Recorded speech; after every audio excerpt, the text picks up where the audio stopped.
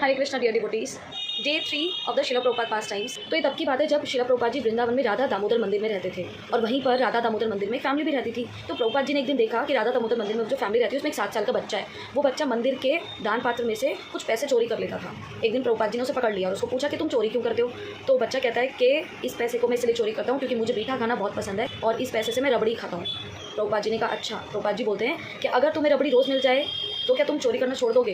वो बच्चा कहता है हाँ, अगर मुझे रबड़ी रोज़ मिल जाएगी तो मैं पैसे की चोरी क्यों करूँगा। तब से प्रभुपाद जी उस बच्चे के लिए खुद से रबड़ी बनाने लग गए और वो बच्चा बड़े होकर श्री श्री राधा दामोदर मंदिर का महंत बना, श्री गोपाल श्याम गोस्वामी। और एक दिन क्या होता है, एक दिन वही फैमिली वहाँ पर बैठी हुई थी। एक दिन उस फैमिली ने देखा कि प्रभुपाद जी को बहुत ज़्यादा बुखार हो गया है, बहुत ज़्यादा फीवर, बॉडी एकदम तप रही थी उनकी और प्रभुपाद जी बहुत ज़्यादा रो रहे थे। वो फैमिली पूछती है प्रभुपाद जी से कि प्रभुपाद जी क्या हुआ, अपना रो क्यों रहे हैं। तो प्रभुपाद जी रोते जा रहे थे और बोल रहे थे कि मेरे गुरु ने मुझे जो ऑर्डर्स दिए थे कि ग्रंथों का प्रकाशन करो और वेस्टर्न वर्ल्ड में जाकर के इनका प्रचार करो, प्रीचिंग करो, वो मैं नहीं कर पाया। और प्रभुपाद जी ऐसा बोलकर रोए जा रहे थे।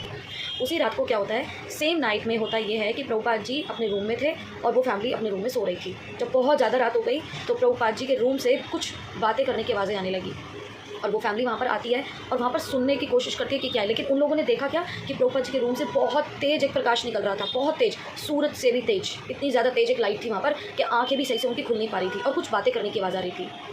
तो मॉर्निंग में अगले दिन क्या होता है, अगले दिन जब प्रभुपाद जी को वो देखते हैं तो प्रभुपाद जी के गले में बहुत बड़ी माला होती है। प्रभुपाद जी एकदम फिट, बुखार का तो कोई नामो निशानी नहीं था। प्रभुपाद जी से उस फैमिली ने पूछा कि प्रभुपाद जी रात को आपके रूम से बहुत बातें करने की आवाज़ आ रही थी और बहुत ज़ोर से कोई प्रकाश था। तो प्रभुपाद जी क्या था वो। प्रभुपाद जी ने बताया मेरे पास रूप गोस्वामी आए थे मुझे दर्शन देने के लिए।